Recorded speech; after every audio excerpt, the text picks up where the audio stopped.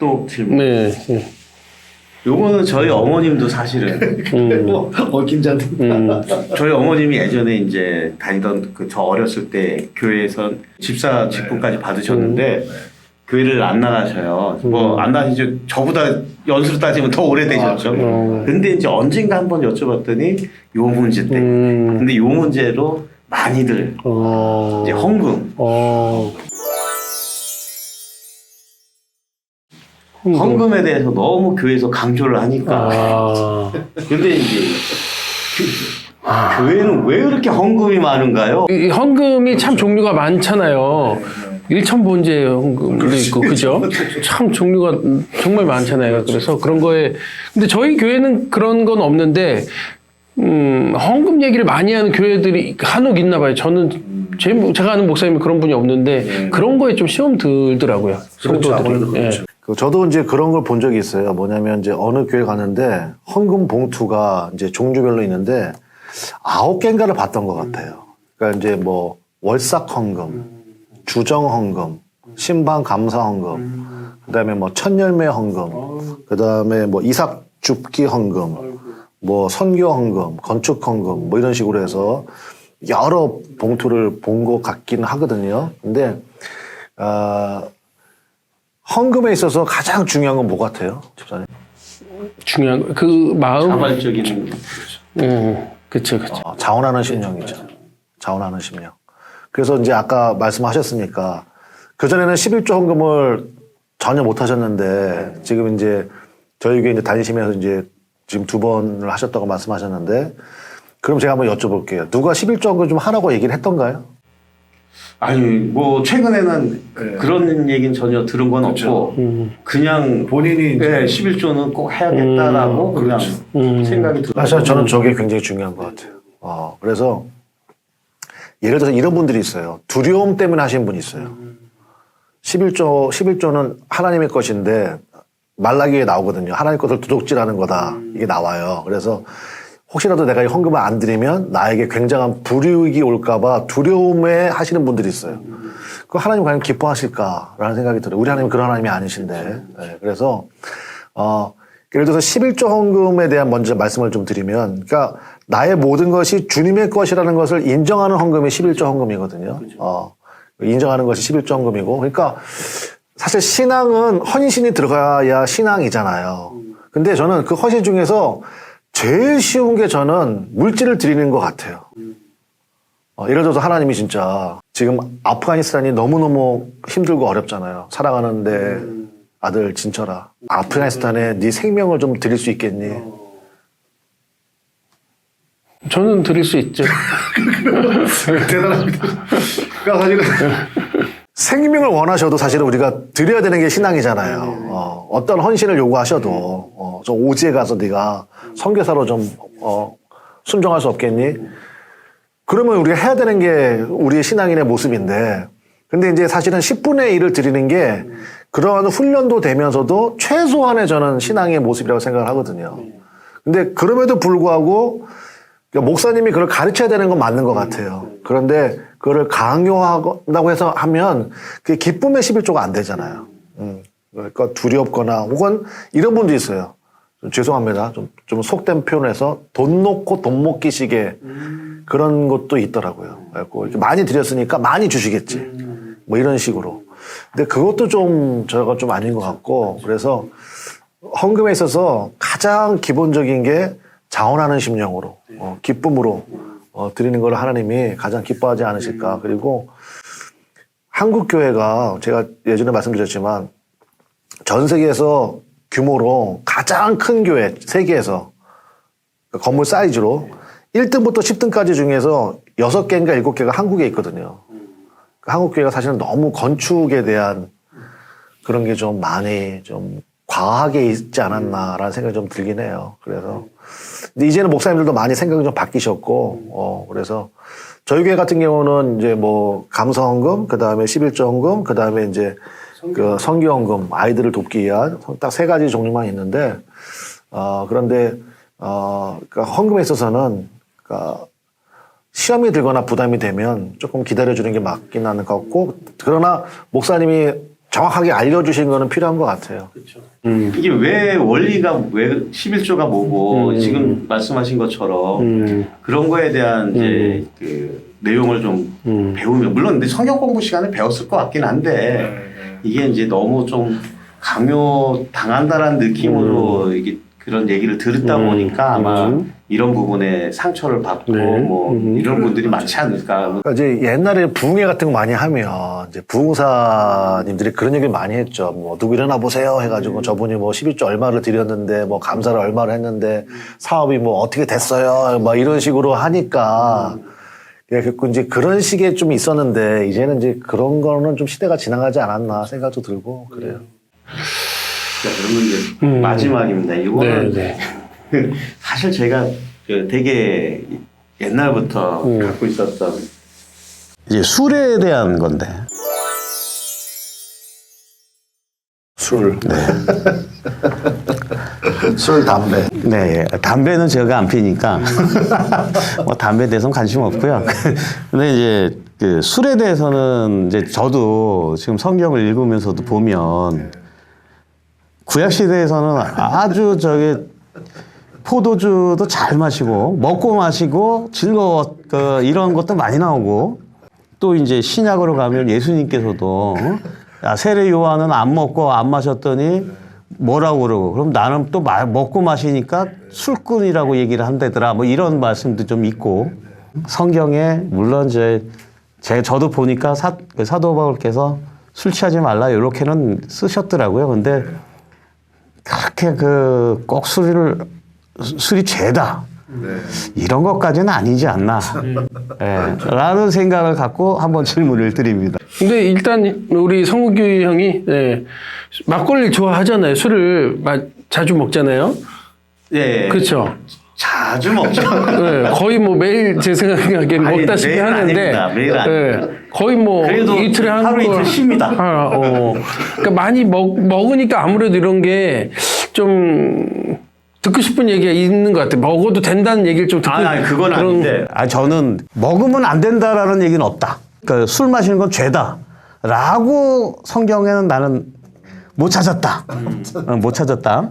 그거를 얘기를 하고 싶고 우선은 그 대신 이제 폐해는 분명히 있으니까 그거는 좀 조심해야 되지만 교회에서 예를 들면 너무 술 문제에 대해서 압박을 하는 거는 조금 이제 신앙생활하는 데 있어서도 너무 헌금을 강조해가지고 상처를 주듯이 그런 부분이 되지 않을까 그렇게 좀 생각이 들어서 그 부분에 대해서 근데 만약에 먹지 말라 이러면은 끊어야죠. 네. 끊을 생각이 있어요? 요즘에 좀 힘들어요. 술 마시면. 술 마시면 힘들어요?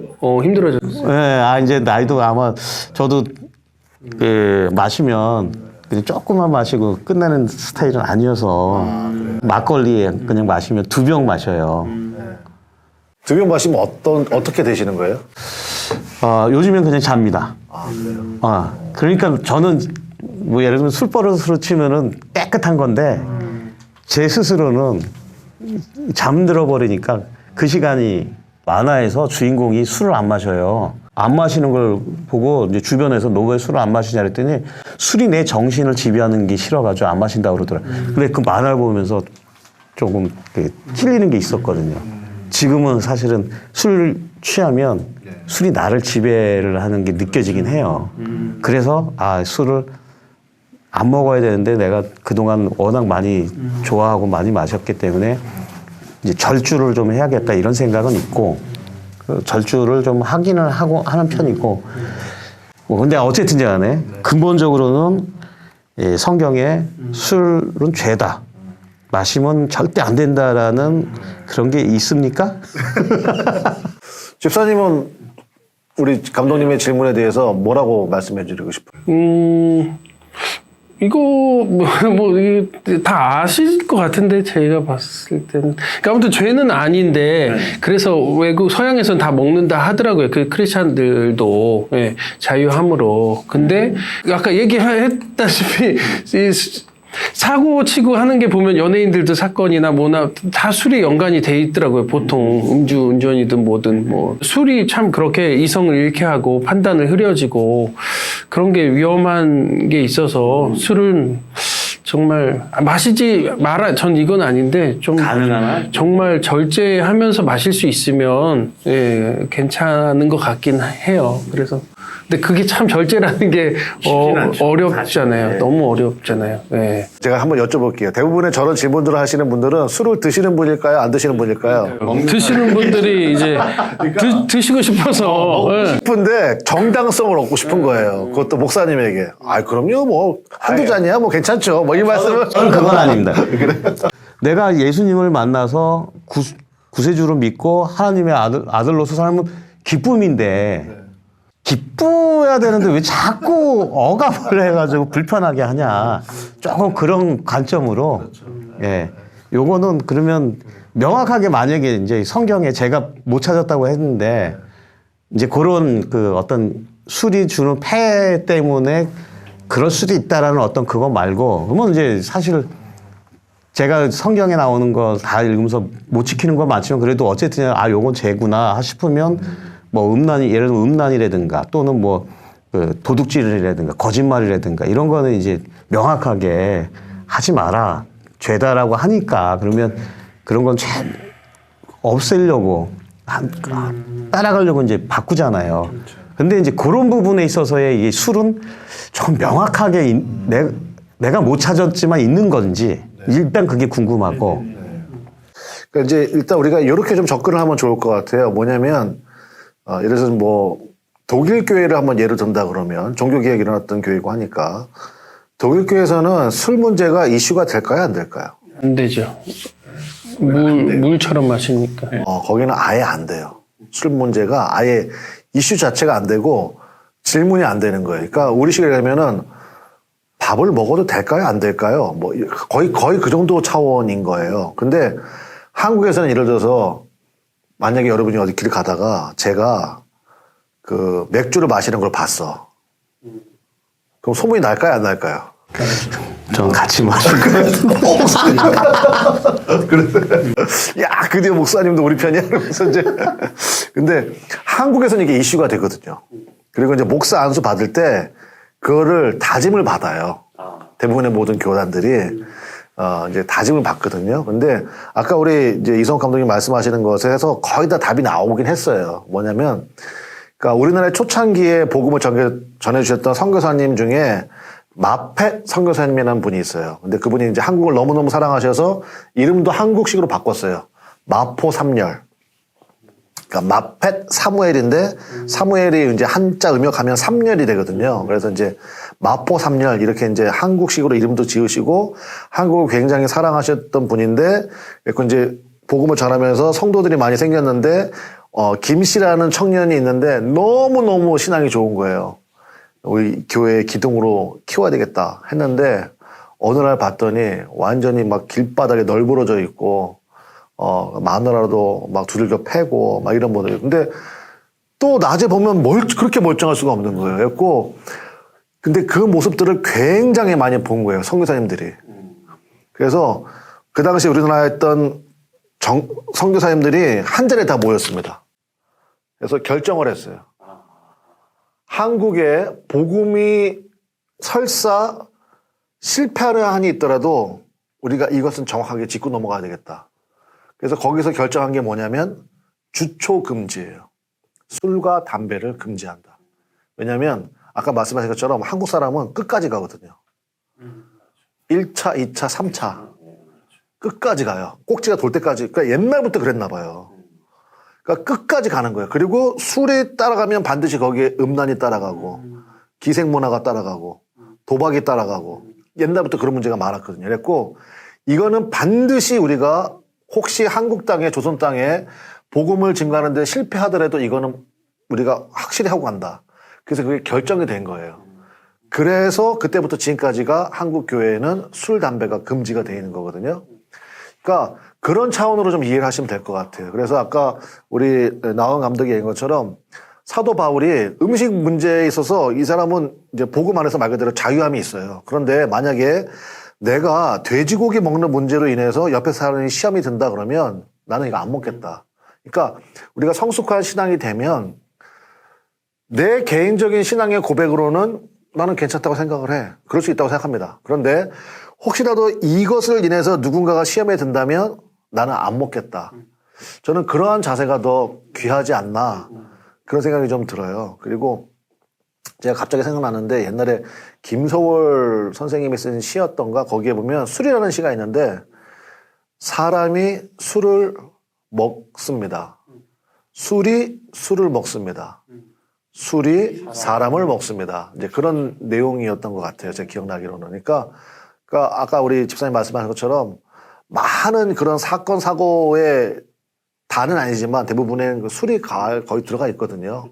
그러니까 그런 의미에서는 조금 우리가 조심할 필요가 있지 않나 그런 생각이 되고 그리고 말 그대로 이제 아직까지는 한국교회에서 이게 이슈가 되잖아요. 그러면 이게 사람들의 마음 속에 우리 문화 속에서는 그러니까 만약에 제가 독일 목사라면 저도 맥주 정도는 잘 마실 것 같아요. 근데 저는 한 번도 이제 담배나 술을 먹어본 적이 없거든요. 그러니까 그렇게 안 하는 이유는 뭐냐면 목사기 때문에 안 하는 거예요. 몰래 먹을 수는 있죠. 근데 그거는 속이는 거잖아요, 사실은. 그러니까 그렇게 하고 싶진 않아서 그래서 그냥 안 하고 있는데 근데 그렇다고 해서 술이나 담배 피는 분들을 정죄하는 것도 문제라고 생각을 해요. 그러니까 근데 이제 제가 그런 얘기 많이 하거든요. 술 먹는 게 죄일까요? 거짓말하는 게 죄일까요?